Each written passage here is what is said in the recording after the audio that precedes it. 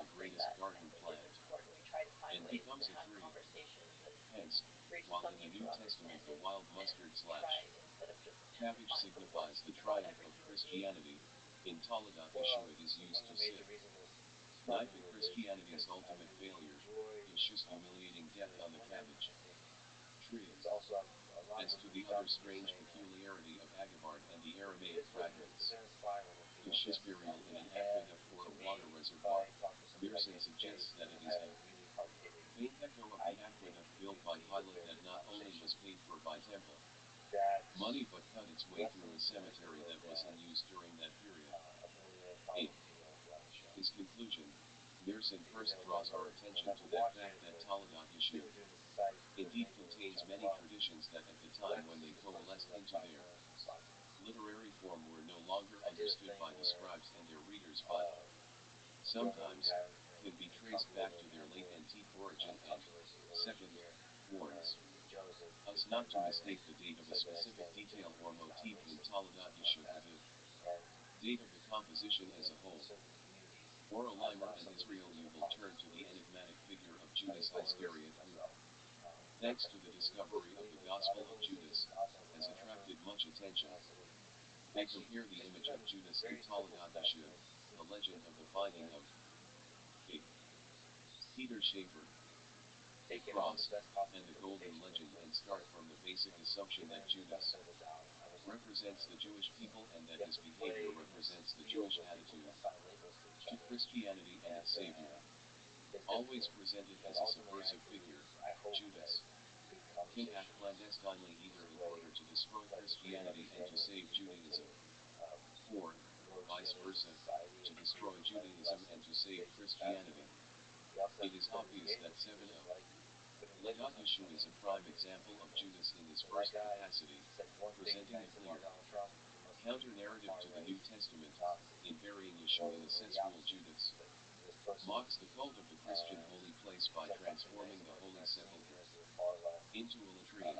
The authors suggest that this motif reflects a Jewish answer to the Crusader experience, a late World Reach version, created in a German-speaking environment, transmits a curse in which Judas curses Yeshu, not the other way around, and makes fun of Yeshu, and the Virgin, published by Krauss 14, even describes a pogrom perpetrated by the Jews against the Christians in Jerusalem.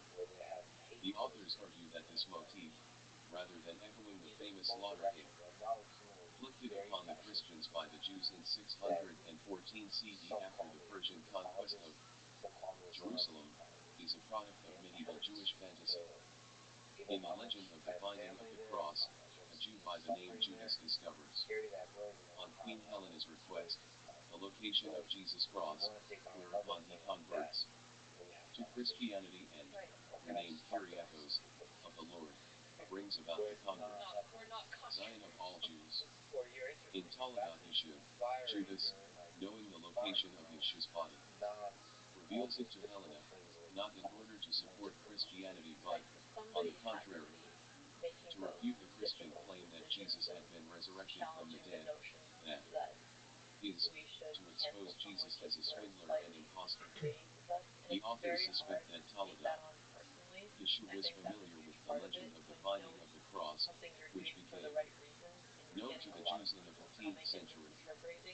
Finally, the authors point out that the much more negative image of Judas in the Golden Legend, appearing in Europe in the 12th century and broadly disseminated, where he is depicted as almost pathologically distorted, doesn't find a response in Jewish sources.